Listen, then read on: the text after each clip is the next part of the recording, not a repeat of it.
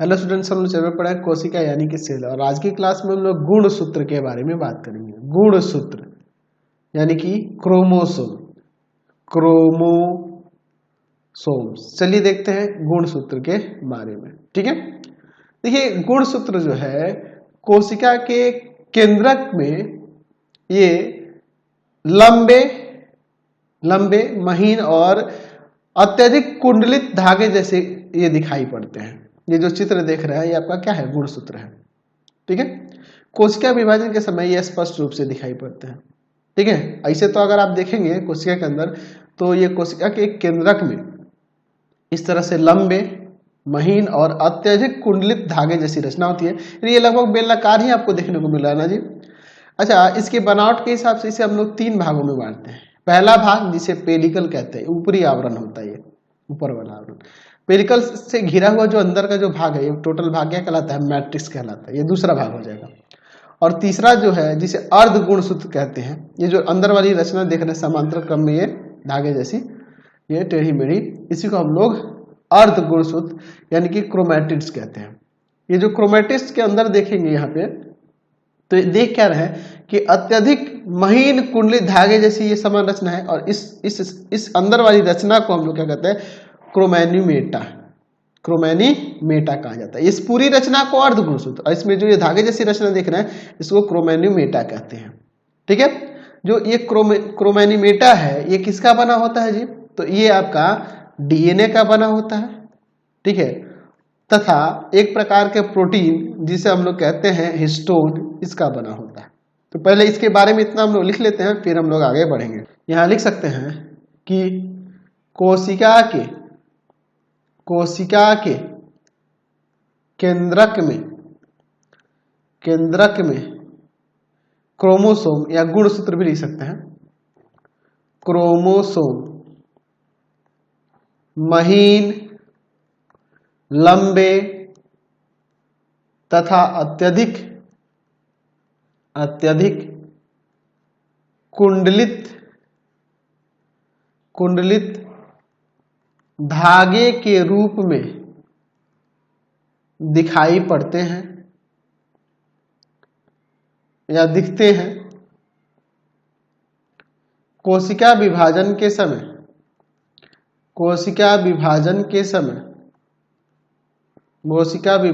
समय ये स्पष्ट दिखाई देते हैं। कोशिका विभाजन के समय ये स्पष्ट रूप से दिखाई देते हैं। अच्छा, यहां लिख सकते हैं कि इसे गुणसूत्र को तीन भागों में बांटा गया है। कौन कौन से भाग है जी? पहला भाग जिसे हम लोग कहते हैं पेलिकल। क्या होता है पेलिकल? तो सबसे ऊपरी जो ये देख रहे हैं बाहरी आवरण है ना, यहां पे लिख सकते हैं कि गुणसूत्र का सबसे बाहरी आवरण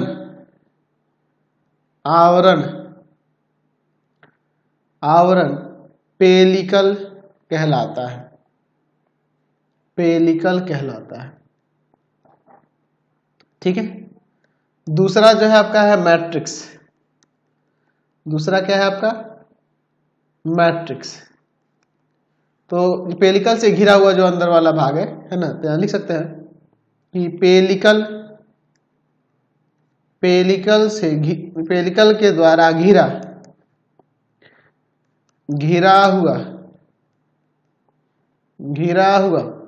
पेलिकल के द्वारा घिरा हुआ भाग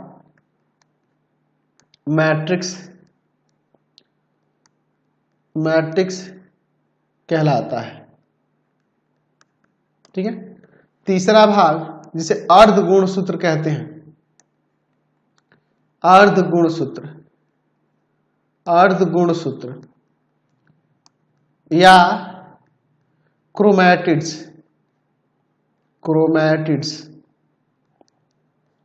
इसकी बात करते हैं।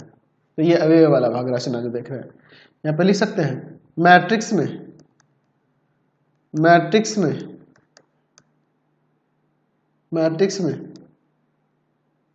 गुणसूत्र की पूरी लंबाई में, गुणसूत्र की पूरी लंबाई में यानी कि जहां तक गुणसूत्र है पूरी लंबाई में दो समानांतर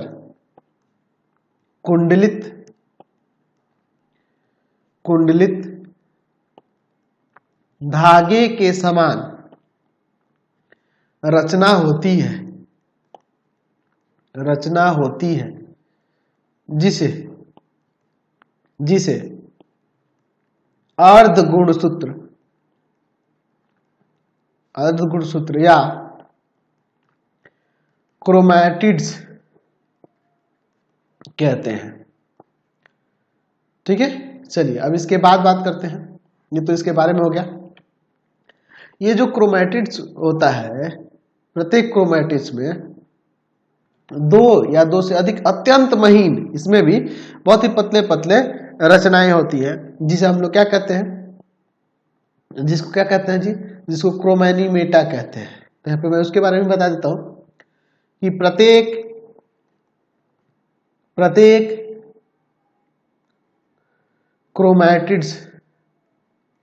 क्रोमैटिड में दो या अधिक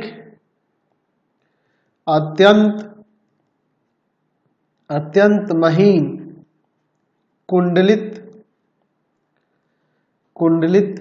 रचनाएं होती हैं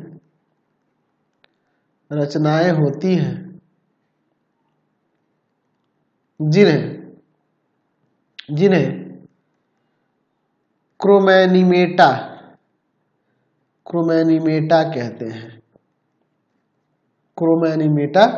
कहते हैं।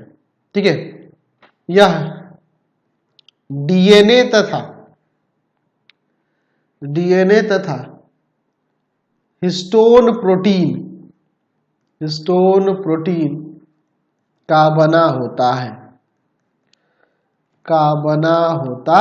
यहां लिख सकते हैं। और ये जो डीएनए होता है ना, इस डीएनए का ही खंड जीन था जो पैतृक गुणों का ट्रांसफर करता था। याद है, मैंने बताया हुआ था, याद है आपको। चलिए, तो ये जो आपका क्रोमोसोम है, गुणसूत्र है, इसमें दोनों क्रोमैटिड्स जो होते हैं ना, दो क्रोमैटिड्स आपस में एक स्थान पर जुड़ते हैं, है ना, जिसको सेंट्रोमियर कहते हैं। यहाँ देखिए, एक दूसरे से यहाँ संयोजित हुए हैं, जुड़े हैं ना जी एक दूसरे से। ये दोनों जो समांतर आ रहे हैं, ये आपके क्रोमैटिड्स अर्ध गुणसूत्र, वो आपस में आके यहाँ पे जुड़ते हैं। ये जो है एक बहुत ही महत्वपूर्ण रचना है, और इसी के कारण सेंट्रोमियर के कारण ही क्या होता है, इस गुणसूत्र का जो आकार होता है निश्चित होता है, और कोशिका विभाजन के समय ये स्पिंडल का निर्माण करता है, उसमें ये संलग्न हो रहता है। ठीक है, और इसी के कारण ये देख रहे हैं ना जी, ये आपका दो भागों में बटा हुआ नजर आ रहा है। गुणसूत्र दो भागों में बटा हुआ नजर आ रहा है, और दोनों को हम लोग, इस प्रत्येक भाग को हम लोग क्या कहते हैं, उसका बाहु यानी कि आर्म कहते हैं। समझे ना बात को। और देखिए यहाँ पे ये सिकुड़े हुए हैं, सेंट्रोमियर के स्थान पर ये सिकुड़े हुए हैं, संकुचित हुए हैं, और इसको हम लोग प्राथमिक संकुचित कहते हैं, प्राथमिक संकुचन कह सकते हैं, या प्राथमिक क्या दिया है, कॉन्स्टिट्यूशन। ठीक है, प्राथमिक संकुचन। और कई ऐसे भी आपके क्रोमोसोम होते हैं जिनमें सेकेंडरी यानी कि द्वितीयक संकुचन भी होता है। जैसे यहाँ पे देखिए, ये भी सिकुड़े हुए हैं, प्राथमिक हो गया, द्वितीयक हो गया। ठीक है, अच्छा, जो आपका गुणसूत्र रहता है उसके सबसे ऊपरी भाग को क्या कहते हैं, देखो, टेलोमियर कहते हैं। तो इसके बारे में भी थोड़ा सा यहाँ लिख लेते हैं। चलिए हम लोग यहाँ पे लिख देते हैं। यहाँ पे लिख सकते हैं कि क्रोमोसोम यानी कि गुणसूत्र, क्रोमोसोम के दोनों क्रोमैटिड्स यानी कि अर्ध गुणसूत्र क्रोमैटिड एक स्थान पर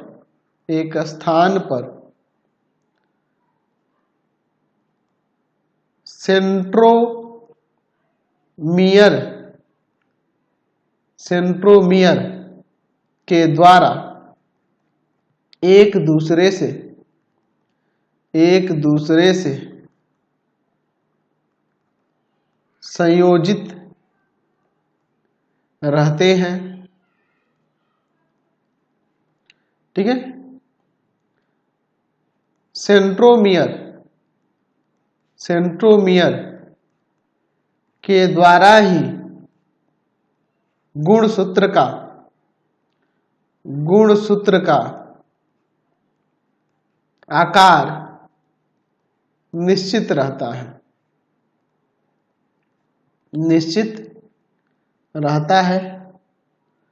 ठीक है, यहां पर लिख सकते हैं सेंट्रोमियर की उपस्थिति के कारण,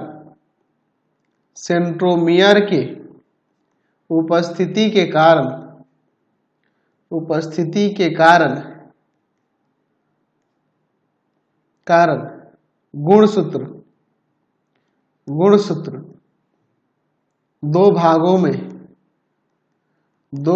में बट जाता है, जिसमें प्रत्येक भाग को बाहु कहते हैं, यानी कि आर्म कहते हैं। दोनों बाहुओं ये वाले और ये वाले दोनों बाहुओं के संधि स्थल, यानी कि जहां जुड़ते हैं, संधि स्थल पर एक संकुचन होता है, जिसे प्राथमिक संकुचन कहते हैं। इसके अतिरिक्त कई गुणसूत्रों में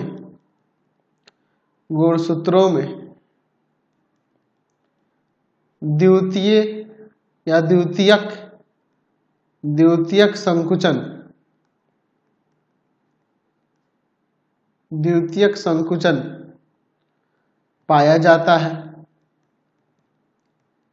गुणसूत्र के शीर्ष भाग को टेलोमियर कहते हैं। ठीक है, चलिए अब हम लोग बात करते हैं गुणसूत्रों की संख्या के बारे में। तो देखिए, गुणसूत्र जो होते हैं ना, वो सभी सजीवों में पाए जाते हैं। ये तो आपको मैंने बता रखा है चैप्टर में ही, है ना, क्योंकि कोशिका सभी में केंद्रक होगा। सजीव जो भी होंगे, जीवित जो भी होंगे, उनमें सब में क्या होगा, केंद्रक होगा, और केंद्रक होगा तो उसके अंदर गुणसूत्र पाया जाता है। तो मानव में 46 होते हैं गुणसूत्र, ध्यान रखना, यानी कि 23 जोड़ा, ध्यान रखना, ये जोड़े में ही होते हैं। ठीक है, उसी तरह से आप अगर हम लोग बात करेंगे जैसे मकई के पौधे में तो 20 होते हैं। टमाटर के पौधे में उसकी प्रत्येक कोशिका के अंदर बात हो रही है, 24 होंगे। आलू में 48 गुणसूत्र होते हैं, ऐसे ही पाए जाते हैं, यानी कि ये सदा ये जोड़े में रहते हैं। देखिए, मनुष्य में जो पाए जाते हैं ये 23 जोड़े में से 22 जोड़ा एक ही प्रकार के गुणसूत्र होते हैं। ठीक है, हम नर के अंदर बात कर रहे हैं। ठीक है, और एक जोड़े जो होते हैं, ये XY क्रोमोसोम, XY गुणसूत्र पाए जाते हैं, और इसी के कारण लिंग निर्धारण होता है। और मादा में 22 जोड़े एक ही प्रकार के, और एक जोड़ा जो होता है जिसके कारण लिंग निर्धारण होता है, उसमें XX गुणसूत्र पाए जाते हैं। ठीक है, तो इसके बारे में हम लोग बात करेंगे।